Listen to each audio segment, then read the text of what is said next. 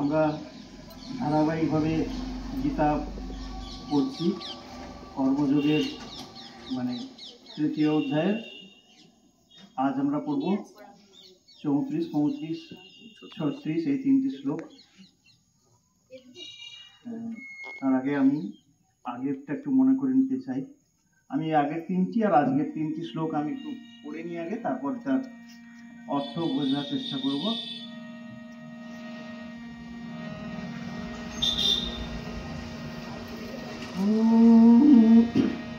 বসুদেব সুতং দেবং কংসচাণূরমর্দনং দেবকী পরমানন্দং কৃষ্ণং বন্দে জগদ্গুরুং। ওম শ্রী পরমাত্মনে নমঃ।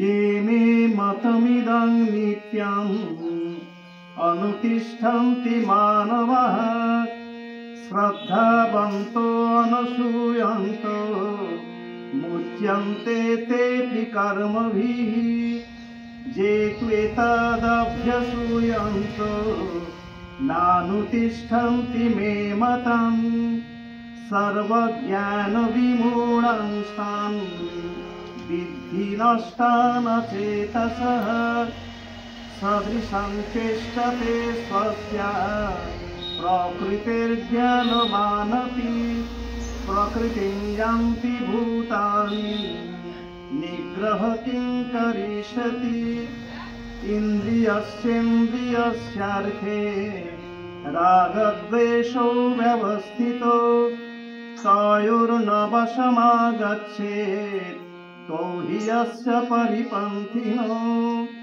श्रेयान् स्वधर्मो विगुणः परधर्मात् स्वनुष्ठितात् स्वधर्मे निधनं श्रेयः परधर्मो भयावहः।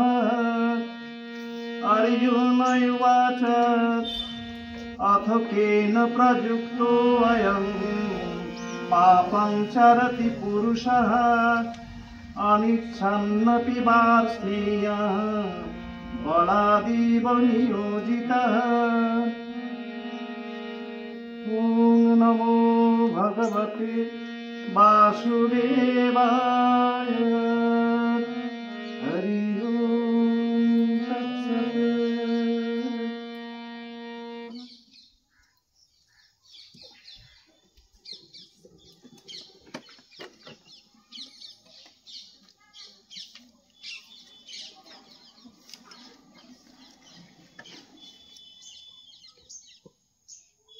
আজকে 31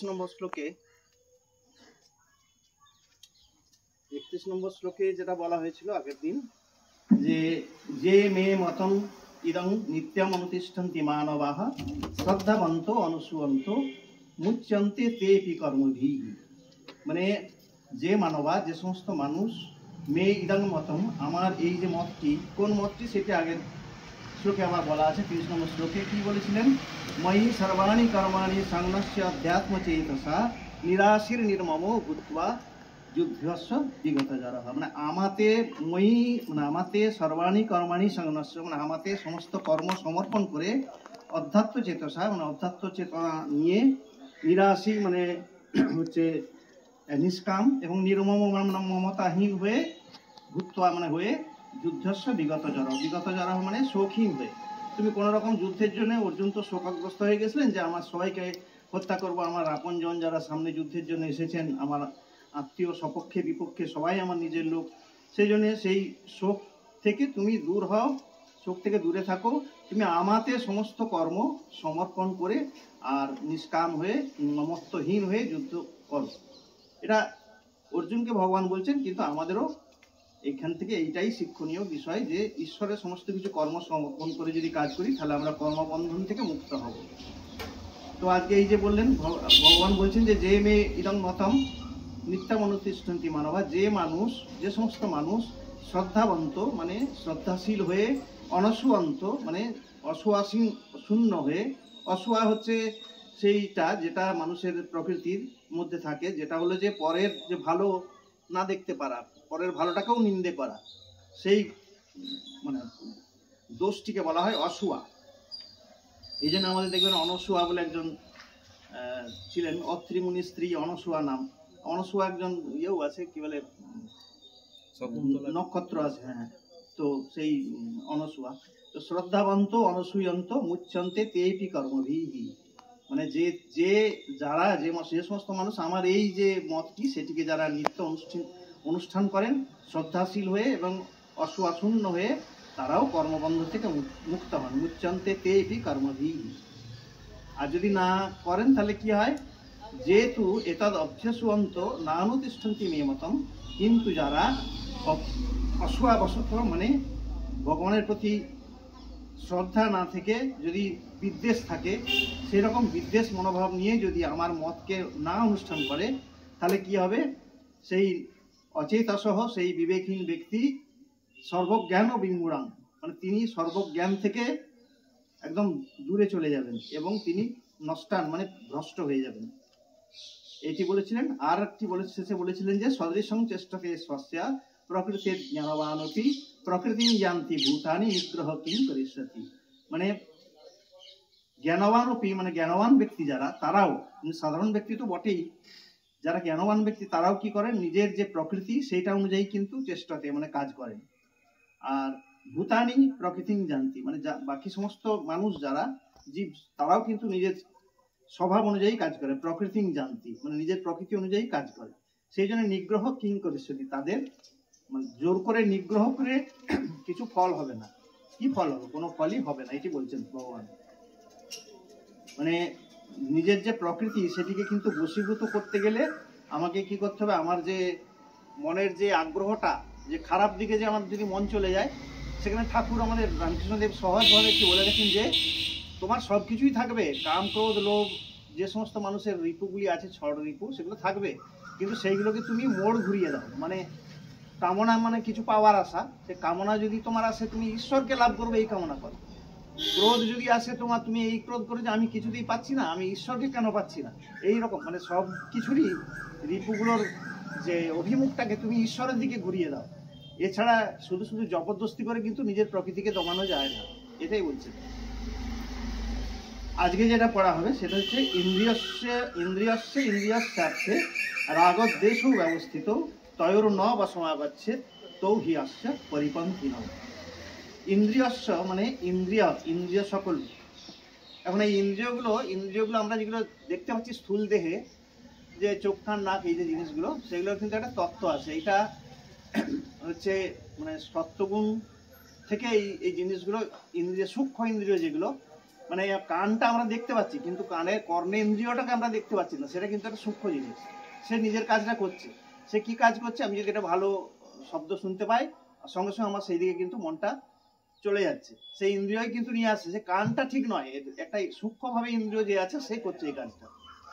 তো ইন্দ্রিয়স্য অর্থে মানে ইন্দ্রিয়ের বিষয়ে, অর্থে মানে বিষয়ে, ইন্দ্রিয়ের বিষয়ে কি আছে, রাগদ্বেষও ব্যবস্থিত। রাগ হচ্ছে অনুরাগ মানে আসক্তি, আর দেশ মানে বিদ্বেষ বিরক্তি, মানে পছন্দ এক কথায়।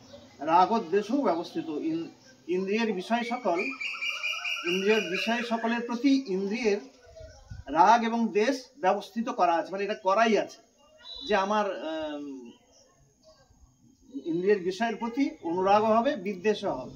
যেমন ধরুন একটা ভালো গান হচ্ছে বা একটা টিভি সিরিয়াল, ধরুন একটা ভালো সিরিয়াল হচ্ছে, মানে আপনি সেখানে আটকে গেছেন, আমরা এতই ভালো লাগছে যে আপনি ওটা শেষ না হওয়া পর্যন্ত ছাড়তে ইচ্ছে করছে না। দ্যাট ইজ আসক্তি, রাগ। এটা হচ্ছে রাগ, এটা আসক্তি। আবার এমন সিরিয়াল হতে পারে, বা ধরুন খবর হচ্ছে কেউ পছন্দ করেন না, তিনি ভাবছেন কখন টিভিটা বন্ধ হবে, এটা হচ্ছে বিদ্বেষ। এই রাগ এবং বিদ্বেষ দুটোই কিন্তু আমাদেরকে বন্ধনের কারণ, দুটোই কিন্তু আমাদেরকে ওইখানে টেনে রেখেছে, বন্ধনের কারণ এটা। মানে রাগ এবং বিদ্বেষ, আসক্তি এবং বিদ্বেষ, এই দুটোই কিন্তু আমাদেরকে বেঁধে রাখে।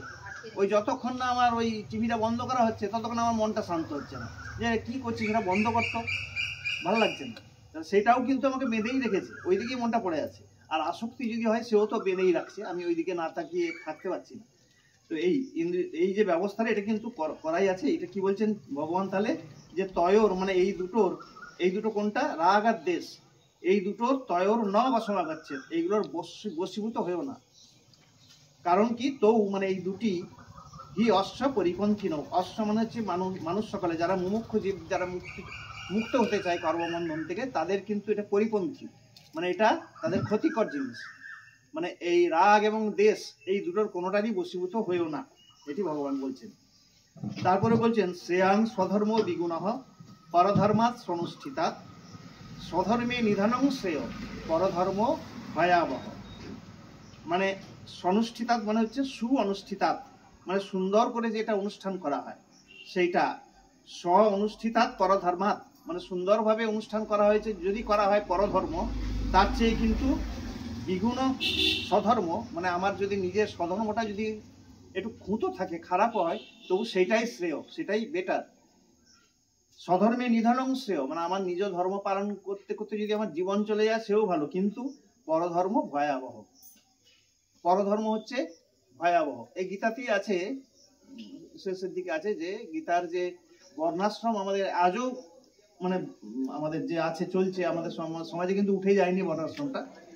তো সেখানে বর্ণাশ্রমে 4 রকম বর্ণের কথা আমরা জানি সবাই, ব্রাহ্মণ, ক্ষত্রিয়, বৈশ্য, শূদ্র। প্রত্যেকের একটা করে কাজ আলাদা আলাদা গুণ এবং কর্ম অনুযায়ী ভাগ করে দেওয়া ছিল। তো সেইটা সেই অনুযায়ী ব্রাহ্মণদের কাজ ছিল যে আধ্যাত্মিক আলোচনা বা পড়াশোনা, এবং সেটা জ্ঞানটি যা তাদের অর্জিত যে জ্ঞান, তাদের অর্জিত যে জ্ঞান সেটা সমাজের মধ্যে ছড়িয়ে দেওয়া, এটা ছিল ব্রাহ্মণের কাজ। এখন পরের দিকে কিছু ব্রাহ্মণ হয়তো মানে নিজ ধর্মী ব্রাহ্মণ, তারা কুসংস্কার বসে নিজেদিকে বড় করবার জন্য হয়তো ওই ছোঁয়াছুঁয়ির ব্যাপার ইত্যাদিগুলো এনেছিল। তার মানে এই নয় যে ব্রাহ্মণরা ছুরি বন্দুক দেখিয়ে এই উপরে জায়গাটা কায়েম করেছিল, করেনি। তারা তাদের জ্ঞানের জন্যই তাদেরকে আসনটা দেওয়া হয়েছিল। আবার ক্ষত্রিয় ধর্ম ছিল যুদ্ধ, সেটা আমরা জানি, এটা আলোচনা করার বিষয় নেই। বৈশ্যরাজ ছিল যেমন ব্যবসা করা, এবং এই উপরের 3টি বর্ণের সেবা করার কাজ ছিল শূদ্রদের। সেবা কাজটা কিন্তু ছোট নয়, শূদ্ররা ছোট সেবা করতেন বলে সেটা যে সেবাই বরং পরম ধর্ম।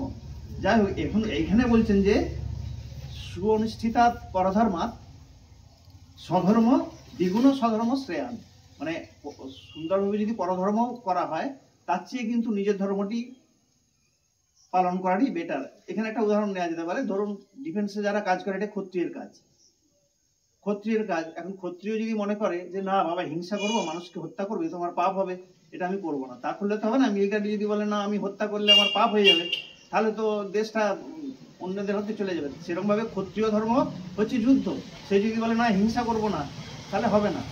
সে যদি বলে না আমি ব্রাহ্মণের কাজ করব, তাহলে কিন্তু সেটা তার ভুল হবে, সমাজের পক্ষেও ক্ষতিকর এবং তার পক্ষেও ক্ষতিকর।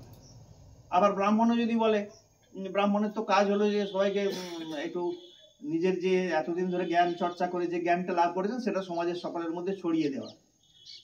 এবারে যজমানি করে কিছু যদি রোজগার হয় ইত্যাদি, তিনি এবারে যদি পুজো আর্চা করতে গিয়ে মনে করেন যে আমি ভিক্ষা নিচ্ছি, এটা আমি করবো না, এই কাজটা একবারে ভিখারির কাজ, করবো না, সেটাও ভুল। কারণ তিনি শুধু ভিখারির কাজ নয়, তিনি একটা সমাজকে একটা জ্ঞান দেওয়ার কাজ করে যাচ্ছেন, সেটা কোনো ছোট কাজ নয়। তো সেই রকম আর কি, মানে যদি নিজের কাজটা যদি কিছু খুঁতো থাকে সেইটাই কিন্তু ধরে থাকতে হবে, অন্যের ধর্মটাকে নিজে করতে যাওয়াটা ভয়াবহ রূপ ধারণ করতে পারে, এটাই বলছেন। এরপরে অর্জুনের মনে প্রশ্ন এলো যে এই যে কথা বলছেন যে স্বধর্ম পালন করা হয় ঠিক, আর পরধর্ম ভয়াবহ, তাহলে মানুষ কেন, এইবারে অর্জুন প্রশ্ন করছেন, অথ কেন প্রযুক্ত অয়ং পাপং চরতি পুরুষঃ অনিচ্ছন্নপি বার্ষ্ণেয় বলাদিব নিয়োজিতঃ। মানে কেন মানে কার দ্বারা, অথ মানে তাহলে, প্রযুক্ত মানে তাড়িত হয়ে, কার দ্বারা তাড়িত হয়ে, পাপং চরতি পুরুষ মানে মানুষ, পুরুষ বলতে এখানে মানুষ জেনারেলি বোঝাচ্ছে, মানে পুরুষ স্ত্রী বলে নয়, সমস্ত মানুষকেই পুরুষ শব্দটি দিয়ে বোঝানো হচ্ছে। যে তাহলে পাপ আচরণ কেন করে, কার দ্বারা তাড়িত হয়ে মানুষ পাপ কাজ করে। অনিচ্ছন্নপি বার্ষ্ণেয়, অনিচ্ছন অপি মানে অনিচ্ছা সত্ত্বেও, বার্ষ্ণেয় মানে ভগবান শ্রীকৃষ্ণকে সম্বোধন করছেন, বৃষ্ণি বংশীয় বলে এনার নাম বার্ষ্ণেয়, অর্জুনের এই ভগবানের নাম, শ্রীকৃষ্ণের নাম। বলাৎ ইব মানে বলপূর্বক, যেন, ইব মানে যেন, যেন বলপূর্বক কেউ টেনে নিয়ে যাচ্ছে পাপ কাজ করার জন্য। এইটা কেন হয়? আমি যে অন্যায় কাজ করছি, পাপ কাজ করছি, আমি তো জানি যে স্বধর্ম হচ্ছে ঠিক আর পরধর্ম ভয়াবহ, তাহলে আমি পাপ কাজগুলো আমাকে কে জোর করে করাচ্ছে? এইটি ছিল আজকে অর্জুনের প্রশ্ন। এর পরের দিন ভগবান তার উত্তর দেবেন, আমরা অপেক্ষা করি এর পরের দিনের জন্য।